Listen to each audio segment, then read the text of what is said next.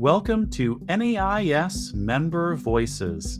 I'm Scott Donaldson, Member Engagement Director at the National Association of Independent Schools. We are celebrating 100 episodes of Member Voices by sharing short compilations of responses to key questions from our most listened to episodes. If you've missed the first 3 episodes in this mini-series, be sure to take a few minutes to go back and listen. This episode includes 2 key questions: our guests' biggest challenges and sources of inspiration. There's been a lot that's happened since our first episode dropped way back in 2017, but many challenges remain the same. I also hope it's encouraging to know that no matter where you are in the country or in your career, you're not alone. Okay, here's the episode. What do you feel like is your biggest challenge? Well, just turn on the news. There's so many different things that are challenging our nation and our world. All of those things really are very heavy, very, very heavy topics for adults. But kids are not escaping these topics either. It's either on their news feed popping up on their phones. It's in conversations that they are either part of or just overhearing. So there's tremendous uncertainty for them, and there's upset in adult communities too. So when I think about those types of things, that's what keeps me up at night is worrying about how to help kids navigate what's already challenging. It's hard to grow up. Growing up has its own difficulties. Especially think about adolescence. But then when there's so much uncertainty in the world that adults are struggling with, I think that makes it even harder for kids. I'd say right now, it's very much building the workforce for the future in our independent schools.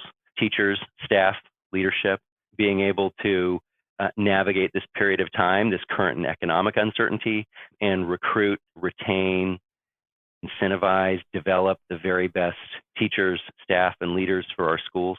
I was asked this question, I think, a couple of years ago. Our second graders or third graders were doing a newspaper, and they said, what's the hardest part of the job? My answer then is probably still the same today, and it's being in all places at all times. As a school head, you're asked and you're requested and you are committed to being in so many rooms and in so many important ways. And I think being present in each one of those places is hard. It requires a great deal of stamina. It takes a great deal of fortitude, some good practices, certainly on breathing and relaxing as well.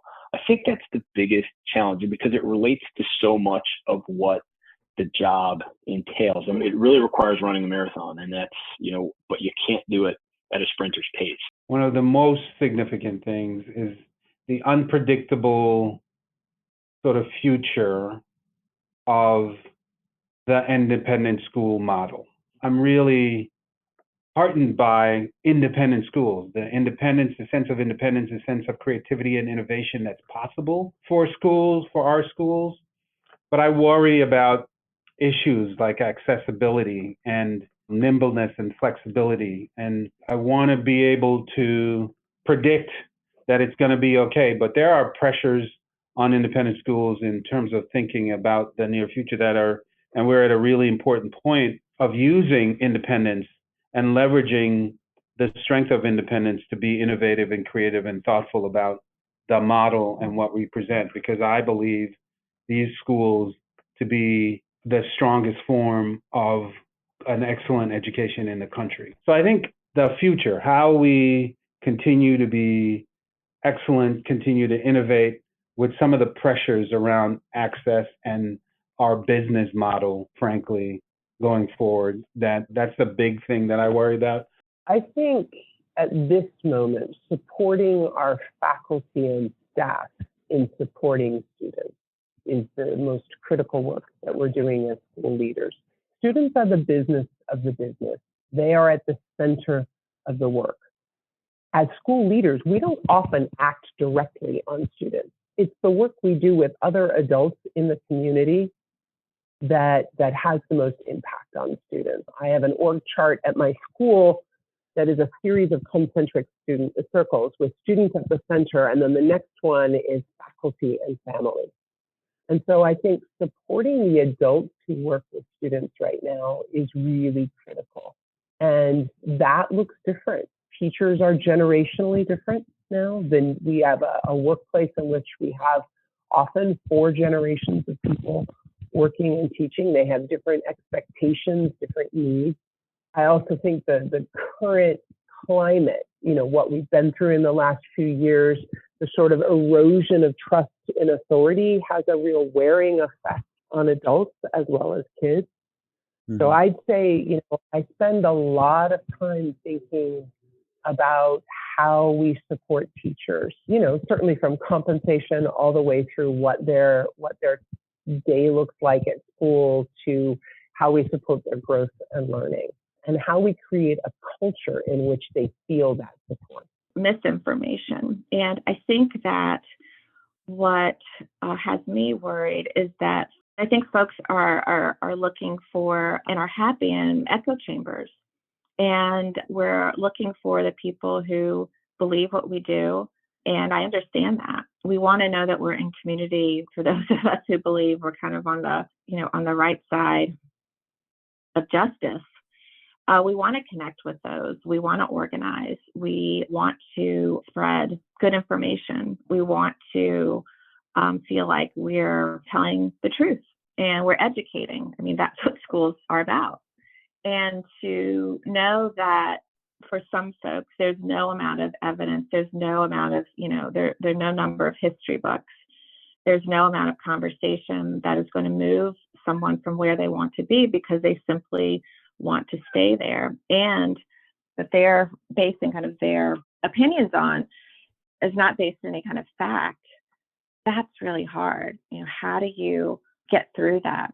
And so that keeps me up at night, that there doesn't seem a way to break through the misinformation, except, my hope that this really intentional relationship building will move the dial, that as we get to know one another in very deep and intimate and thoughtful ways, that will break through that wall that seems to be up and impenetrable right now. Well, I think for me, it really is, the shift in our society and the political polarization and the extent to which it's really infiltrated schools and really holding on to what is the role of education in this and how do we remain true to an approach to education that really promotes human development and growth in spite of the warring political factions who really, see education as promoting one view or another view. Where do you turn to for inspiration? What motivates you to keep moving forward? First people. I really, both my family, my spouse are incredibly important supports. I'm inspired by them. I'm inspired by the team that I work with. We've really intentionally developed a really wonderful leadership team. I'm so humbled and inspired by them each and every day. And then I think certainly the school community beyond the leadership team. I think in schools, leaders are often inspired by students. I know I'm inspired by our students. I mean, this is at the core of social emotional learning is like, what is your purpose in waking up? What is your purpose in getting out of bed and brushing your teeth and brushing your hair and putting on deodorant and going to work? Like, do you feel you have a purpose? And my students give me a purpose. The students who inspire me the most are the ones who really struggle in some way and they grow in their time here. Those are the students who I think like, this is why I'm doing what I'm doing. This is why I work 6 days a week. This is why I'm waking up on a Saturday morning to go teach a class when, my 26-year-old friends are having brunch in New York City. Like, there's a reason that I've chosen to dedicate my life to this occupation. And that reason, in large part, is those students who don't have it figured out from the moment they step foot onto campus and who really are very much open to change. Those are the students who make me feel like my job as an educator is worth. Being in a classroom with students is what really kind of rights the ship, and it reminds you of what you're doing this for, what this work is all about. I continue to be inspired by the great encounters I have with students. When I get a chance to engage with, whether it's the junior kindergartners that I read to and enjoy their space, or the seniors that I have conversations with about what they're thinking about or what their questions are or their observations are. I'm inspired to continue to sort of create and make possible the environment that allows that to happen. Just take a walk down the halls of your school, right? If you're not inspired by that, then you have different work to do. I have to tell you that my school community really inspires me daily. I enjoy working with my department members very much, and we will meet periodically to share problems of practice or to look at different ideas, things like that might be things that may have appeared that we want to look more closely at. And of course, my own leadership team. I really appreciate being able to work with my division heads, with my head of school. We have a very collaborative relationship, and if anything's ever on our minds, we'll meet and talk about it and hash it out and see what we can do. Well, I turn to the staff and the faculty here, and I turn to parents and colleagues.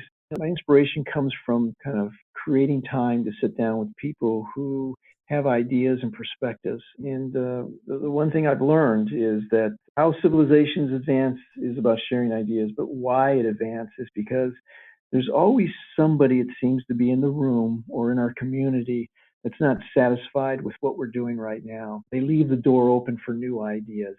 And that's an important skill I'd like to give our students too, is that don't have a fixed mindset. I guess my inspiration by being around people who are open-minded, who keep the door open, who in some sense don't believe that something is absolute.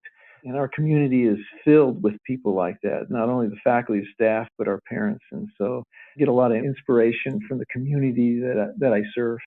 Well, I think I've been so inspired by some of the leaders that I work with. And I think we find leaders in many, many places. Obviously, I've been very fortunate to work for great heads of school. That has been wonderful for me. And I've seen extraordinary leadership in other places. You know, I've watched my students rise to the occasion, for example, and really been inspired by them. I've had colleagues, I had a department chair early in my career whose approach to leadership kind of broadened my understanding of it because of the way that he did that work. So it's less sort of sentences or little sort of nuggets of advice and more watching other people do this work, building a sort of range of experiences of leaders and seeing how differently people can do this work, right? How incredibly differently it can be done and how the best leaders do that in a way that is true to them and right for their setting. That's where the balance is. When I was younger and just kind of starting out, I had this opportunity to be mentored by a leader that was just amazing. And not something that might seem like inspiring, but thinking about her all the time does. She actually took a failing high school and through innovation, which wasn't even a buzzword at the time, but through innovating that school, she turned it into this highly effective high school. And I was so blessed to be able to have an opportunity to spend time with her when I was an assistant principal and a principal and really learn from somebody that's great. And I think that's the most inspiring. If you can find someone who you can talk to, especially as a head of school, it can be a little lonely. And it's good to find others that are going through the same thing or can share something with you that you may not have thought of. Just sort of like what you're doing on this podcast, you know, giving people an opportunity to hear how other people are doing it and maybe picking up a nugget, you know, that they can take back to their school. Thanks for listening to NAIS Member Voices, whether you're a new listener or you've been listening for years. We'll release our final episode in this series on Monday, August 25th. In that episode, you'll hear responses to the question I typically try to end on each episode. What's your proudest moment? As always, you can find some related NAIS resources and more information from all of our past and upcoming episodes by visiting nais.org/membervoices. Please be sure to subscribe to Member Voices wherever you get your podcasts so that you don't miss an episode. And go back and listen to previous episodes you might have missed. Finally, if you have feedback for us, please leave us a review on your favorite podcast platform to let us know how we're doing. You can always send us your thoughts and suggestions on what you'd like to hear on a future podcast by emailing membership@nais.org.